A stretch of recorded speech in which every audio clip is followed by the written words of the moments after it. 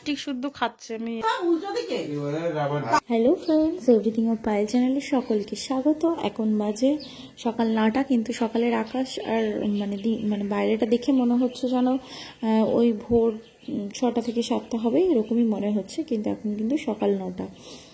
ঠান্ডা খুব একটা না থাকলেও মানে কীরকম একটা যেন নিঝুম মতো পরিবেশটা হয়ে রয়েছে। আর এই যে আমি চলে এসেছি মায়ের বাড়িতে। তো আসার পরে আর ভিডিও করে উঠতে পারিনি, খেয়ে দিয়ে শুয়ে পড়েছিলাম একটু। তারপরে এখন সন্ধ্যা 7টা বাজে, মা হচ্ছে টিফিনে বানাচ্ছে পিঠে। আজকে পিঠে খেতে চেয়েছি, তো ভাপা পিঠে বানাচ্ছে।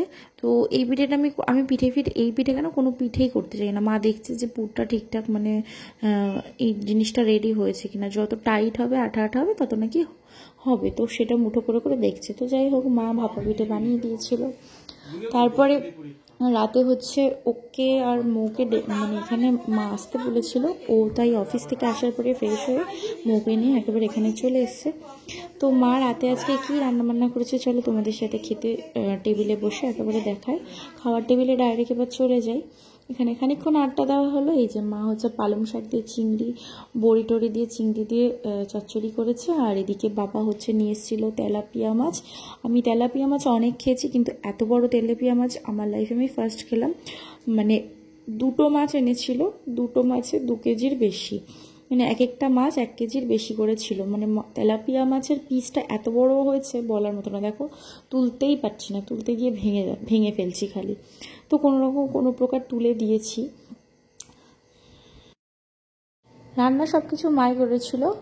টমেটো ধনেপাতা পেঁয়াজ দিয়ে মাছটা মাখা করেছিল। আর সকালে ভাইকে পাঠানো হয়েছিল মেশিনে কাটা মুরগির মাংস নিয়ে আসতে, তো সেইটা রান্না হয়েছিল।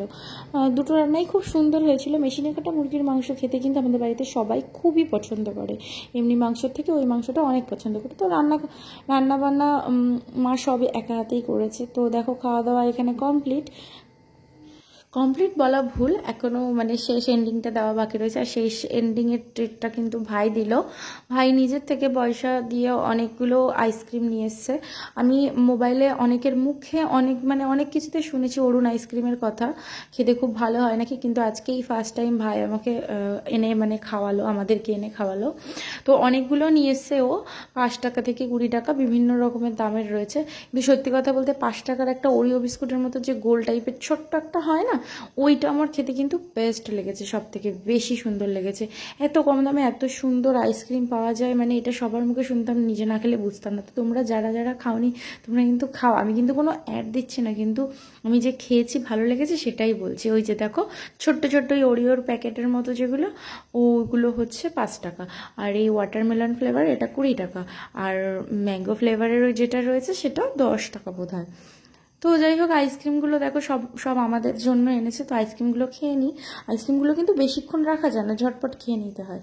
তো ভিডিও এই অবধি, এই খাওয়া দাওয়া শেষ, একটু গল্প, এরপরে ওরা চলে যাবে, আমরাও শুয়ে পড়বো। তো আজকের ভিডিওটা এই অবধি। ভালো লাগলে লাইক করো, শেয়ার করো, কমেন্ট করো, নতুন বন্ধুরা সাবস্ক্রাইব করো। দেখা হবে কোনো নেক্সট ব্লগে। আজকের মতো বাই।